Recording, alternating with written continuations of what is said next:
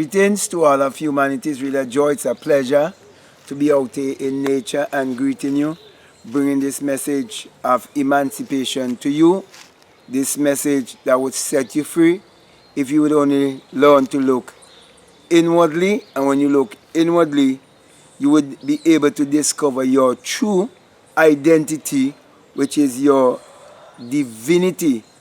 Thus the reason why, my brother and my sisters, this morning I want to speak to you concerning what has been said in Job chapter 22 and verses 28, where it says that you shall decree a thing and it shall be established. You shall decree a thing and it shall be established. It didn't tell you that a God outside of yourself was going to decree a thing. It didn't tell you that Jesus Christ, a man born 2,000 years ago, would decree a thing and it would be established. Now, the reason why I mention Jesus Christ of 2,000 years ago, and the reason why I mention God, is because I want to make it clear to you that the Bible addresses the human mind and must be interpreted psychologically. That the Bible is not literal, neither is the Bible secular history. And as long as that is your foundation, whereby you come to realize that the Bible is not literal, neither is it a religious book, and you get to understand that it addresses the human psyche, then you would understand why Romans 12 tells you that you are not supposed to be conformed to this world or the system of thinking of this world, but you must be transformed by the renewing of your mind. So when you renew your mind and renew your thinking, you'll be able to decree something and it will be established, because you understand that you are the Lord and Master of your destiny, because you understand also that it is basically your thoughts that is creating your reality, and that you are responsible for the thoughts that you allow to take you over. Therefore, my brothers and my sisters, in Job chapter 22, it is establishing to you the power of your subconscious mind. That whatever you impress upon your subconscious mind, it has been decreed. And once that has been decreed, it's been established, first of all, within the subconscious mind, and been established in the spiritual world, in the world of the invisible. Then it must be established in the world of the visible. So my brother and my sisters, you are the creator. The only one that is holding you back is yourself. Your ego self. Which is the self of you that has doubt and fear. It is the self of you that dwells on the physical realm, where you believe that you are a human being trying to be spiritual.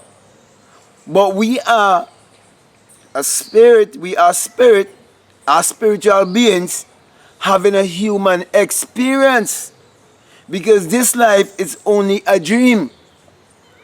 Therefore, my brothers and my sisters, when you realize that this life is just a dream, and you have to wake out of this dream, you will come to realize that you have to use your creativity and create your reality consciously to help you to be convinced that the Creator is within you, that you have the power. You have to use your mind power to prove for yourself. When the scripture says that you shall decree a thing and it shall be established. Therefore, there should be no scarcity. Therefore, there's supposed to be no lack.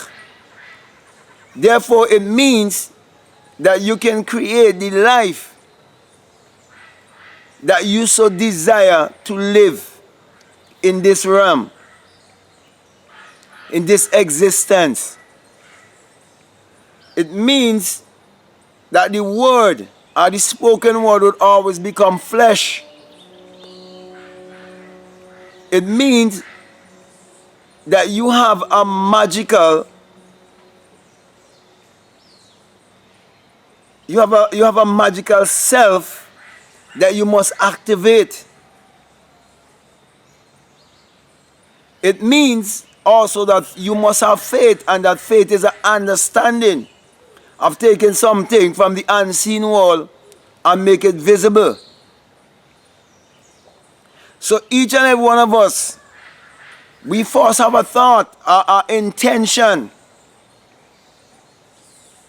and to decree it is to first of all believe it, understanding that a thought is a vibrational frequency, and that we are magnetic and electrical beings, and we are sending out these frequencies when we send out our thoughts. And according to Isaiah 55 and 11, they would not return unto us void, but they would accomplish that which we send them to. That's the same thing Job 22 verses 28 is telling you. That you are a magician. That you have a power in you. That you can create. That you are responsible for your life, because you have a power whereby you can decree a thing, you can say something, you can assume something, you can imagine something, and prove that imagination creates reality. The power is in you. So my brother and my sisters, to prove that you shall decree a thing and it shall be established, you've been told in Matthew 6:6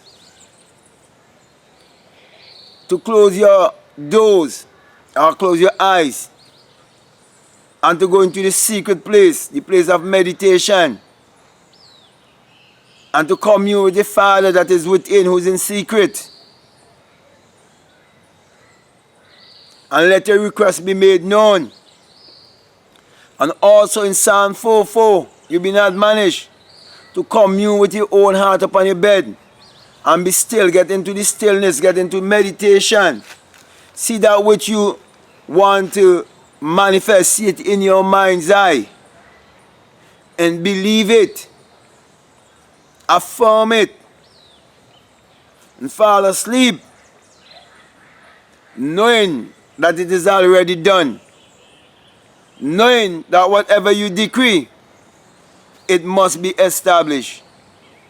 So my brother and my sisters, whatever life you are living right now, if you're not satisfied, you can change it, because you have the authority, you have the power. It's been all given to you. It's all in your hands. The power of choice is in your hands. And I'm saying to you, you shall decree a thing and it shall be done. Thus the reason why it is so important to practice scripting. Know what you want and write it down and affirm it, believe in it, and go back to the scripture, knowing that the Bible addresses the human mind and must be interpreted psychologically, that the Bible is not literal, neither is it secular history. And decree your desire, do it consciously, and reap the benefit, and prove for yourself that the Bible is your own biography. So that being said, my brother and my sister, I want to thank you very much. I want to encourage you to share this message or to like. And if you haven't subscribed as yet, I'm encouraging you to subscribe also. And as I always remind you, this message that I bring to you is the single eye message of self-realization, of which Matthew 6:22 tells you that if your eye be single, your whole body will be full of light. And I always give you the sign of the single eye, whereby when you have the experience, you come to realize it is the rising of the S-U-N in a S-O-N, and that it is the dawning of a new day in your life, and that the sun parallels the human imagination, and the human imagination parallels the sun.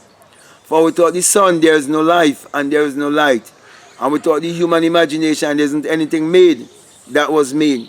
Therefore, my brother and my sisters, As we all know, it is the sun that powers all of humanity.